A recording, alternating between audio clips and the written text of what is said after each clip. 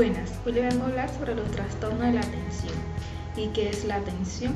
La atención es una función cognitiva que permite enfocar de manera activa o pasiva, de manera voluntaria o involuntaria, el interés y la conciencia de un individuo a un estímulo o acontecimiento, ya sea este interno o externo.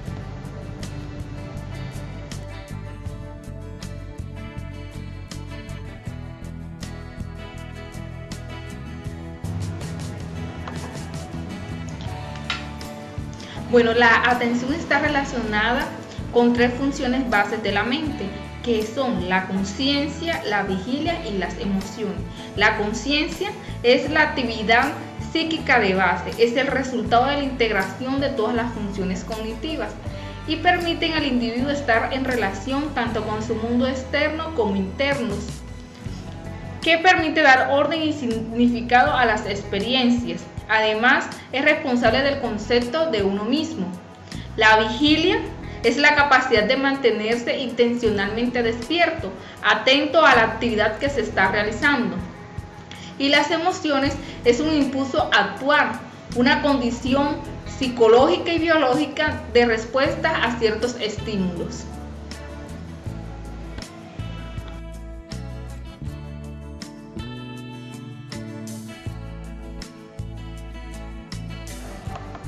Bueno, desde un punto de vista funcional, la atención se puede dividir al menos en 9 tipos. Entre ellas tenemos la atención difusa o involuntaria, por amplitud atencional, la atención selectiva o focal, la atención de desplazamiento entre hipocampos visuales, la atención serial, la atención dividida, la atención de preparación, la atención sostenida o concentración y la atención que es la atención de inhibición, interferencia o flexibilidad cognitiva.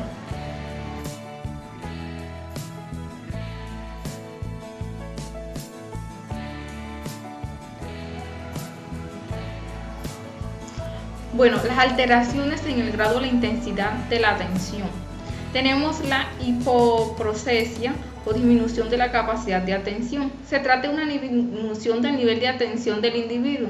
Se puede detectar en condiciones normales como es el sueño, el cansancio, aburrimiento y en condiciones patológicas de naturaleza orgánica o funcional, neurótica o psicótica. Se detecta en los estados de reducción de conciencia por causas externas, síndrome dismetabólico, intoxicación, abstinencia, anafectividad o falta de conciencia de los propios estados afectivos, postraumáticos, alcohol, drogas, fármacos. Causas orgánicas por daños del sistema nervioso central, demencia, lesión cerebral, síndrome frontal, edema cerebral. Causas funcionales como son la depresión, neurosis de ansiedad, histérica, esquizofrenia, manía.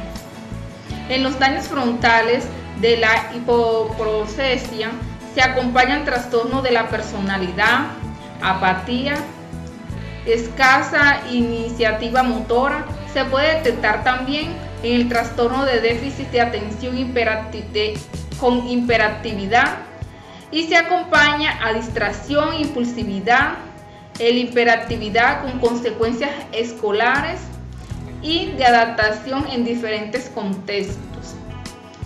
Tenemos también la hiperprocesia, que es la hiperactividad de la atención. Se trata de una hipervigilancia o mayor atención del individuo. Se puede detectar en condiciones normales, por ejemplo, en situaciones de peligro real, en condiciones psicopatológicas, en la intoxicación por alucinógenos, durante la crisis de angustia y las fobias. Generalmente la atención aumenta hasta el objetivo de fobia. En los estados de excitación maníaca o hipomaníaca, en los trastornos maníacos, la atención aumenta y pasa rápidamente de un estímulo a otro, de manera inconstante, con disminución de la capacidad de concentración. En la hipocondria, en presencia de ideas prevalentes u obsesivas, aumentando la tensión hacia un mundo interno y síntomas. En la crisis paranoidea, de la esquizofrenia paroidea, aumento de la tensión cuando el individuo se siente amenazado.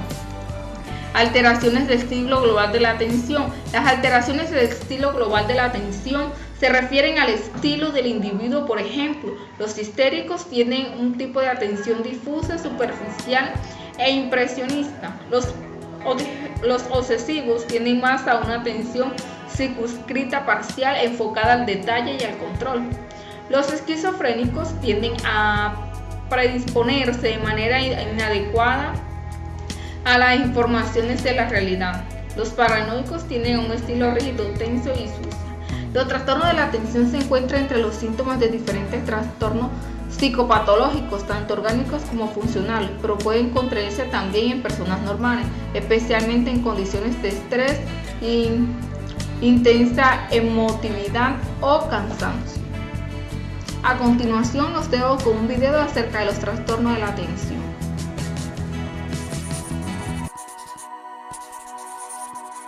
El trastorno por déficit de atención con hiperactividad, o TDAH, como se conoce comúnmente, afecta a cerca de 1 de cada 20 jóvenes en todo el mundo. Puede tener un gran impacto en la vida cotidiana, en la escuela y con amigos. Los síntomas de desatención, impulsividad e hiperactividad pueden reducir la capacidad de una persona de controlar sus acciones y concentrarse sin distraerse.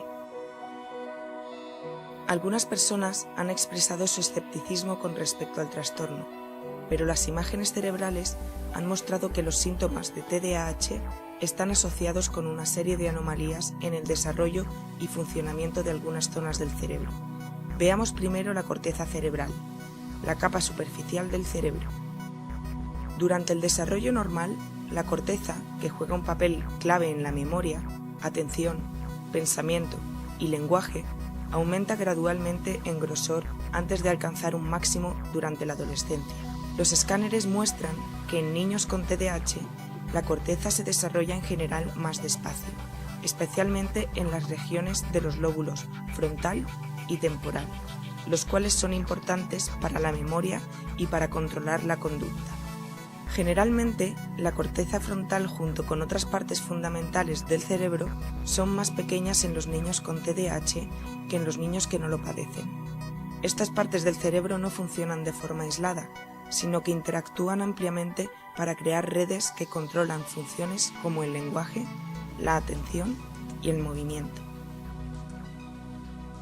La actividad de las distintas redes aumenta y disminuye, permitiendo que tengan lugar las distintas funciones. Por ejemplo, mientras estás viendo este vídeo, la actividad en las redes involucradas en el procesamiento de la información generalmente habrá aumentado, mientras que la actividad en las redes involucradas en la distracción habrá disminuido. En una persona con TDAH, la actividad de estas redes está alterada y las conexiones dentro de las redes están interrumpidas.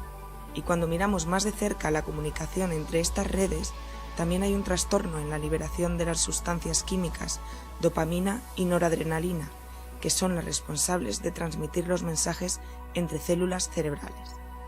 En términos generales, cuando los niños con TDAH llevan a cabo tareas específicas, algunas redes no están encendidas lo suficiente, mientras que otras permanecen encendidas demasiado tiempo.